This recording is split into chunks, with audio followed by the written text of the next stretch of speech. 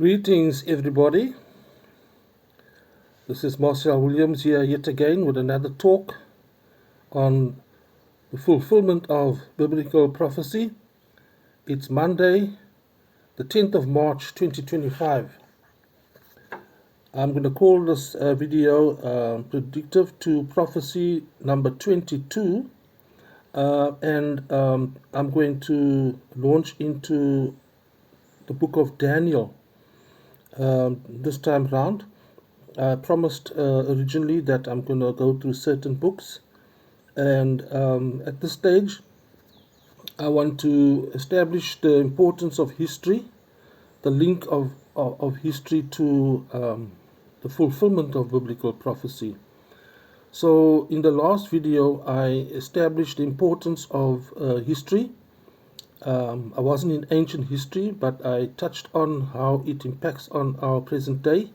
I, for instance, talked about slavery in the 1800s, 1700s, etc.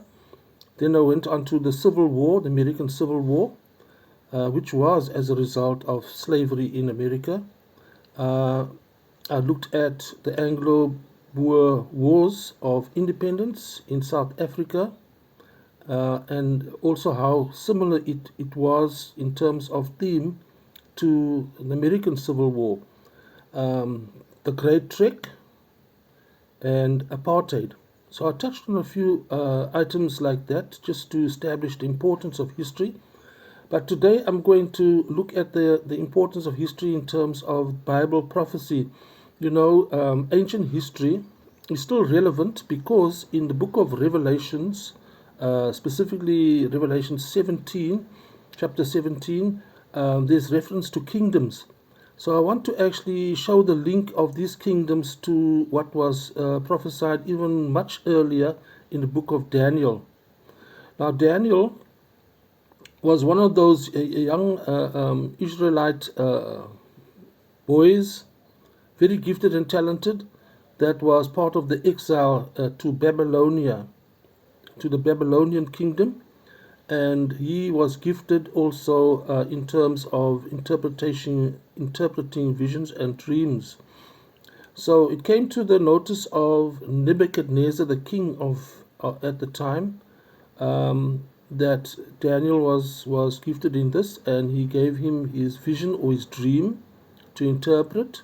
And his dream was about an image that showed a statue of a human being with a head of gold and a breast of silver, a waist of brass, and the legs of iron. I'll show this sometime in another video, but just to show you the link. And then you see in the book of Revelations in chapter 17, there is reference to the same kind of kingdoms. So if we look at it, a lot of these prophecies have been fulfilled already, because before Babylon there was two kingdoms, Egypt and Assyria, and then at the time of Daniel there was Babylonia, and then it was followed by the Medes and the Persians, that kingdom. Then it was followed by Greece, and then afterwards it was followed by Rome. And the last kingdom, according to this statue, this image, is around our time, where it's still to be fulfilled.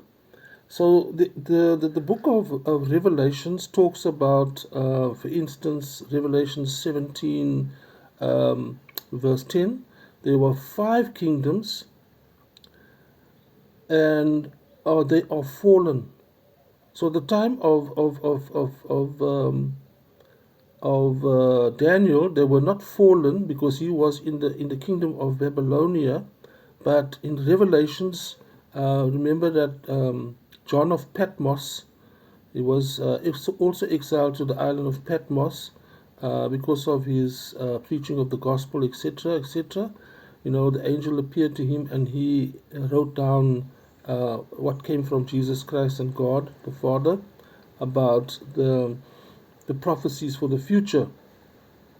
And so he was living in the time of Rome, because the Rome had banished him to the island of Patmos. So at this time it can be referred to 5 had fallen. The 5, would be Egypt, Syria, Babylonia, Medo-Persia, and Greece. And then he was in Rome, the kingdom of Rome, etc. So one is. So in Revelation 17, he says 5 had fallen and one is. The one is referring to Rome, which when he was living, and the other is yet to come. That was described in Revelation 17. So hence the reason I say to you that the history is of paramount importance, because if a reader of the Bible has had no introduction to any history at all, they would not actually understand what is going on about these kingdoms and see the relevance of it and the significance of it. Because how can we know where we are in terms of the fulfillment of prophecy if we don't have a modicum of history? So you can see why I've stressed this issue about kingdoms in earlier videos, kingdoms, empires, etc., and why I'm now stressing the importance of history in order to be able to interpret the Bible. I'll come back to this in another time, but just to introduce this topic to you, that there is a link between the kingdoms, and the last kingdom, the one that we're in, is where the Antichrist would appear. And by the way, in the book of Daniel, when he describes the kingdoms to Nebuchadnezzar, he indicates there's a stone that would be not formulated by human hands, would come and crush the feet of this statue or image, and it will destroy all the kingdoms and it will take over. And we understand that stone, that rock, if you may want to call it, that destroys the image, is Jesus Christ. He is the rock. He described himself, his church, on this rock he established his church. So all the kingdoms will fall, and he will overcome them and overtake them and will rule. And that touches on the book of Isaiah, where it talks about the government shall be on his shoulder, and of his government there will be no end. In the book of Isaiah, chapter 9. So be blessed and pick up your Bible and study these matters, because it is of paramount importance that we understand. The motto is, if it was written in the Bible, it was intended for us. So if we bypass it and ignore it, then we have got ourselves to blame for our ignorance. Have a great day further.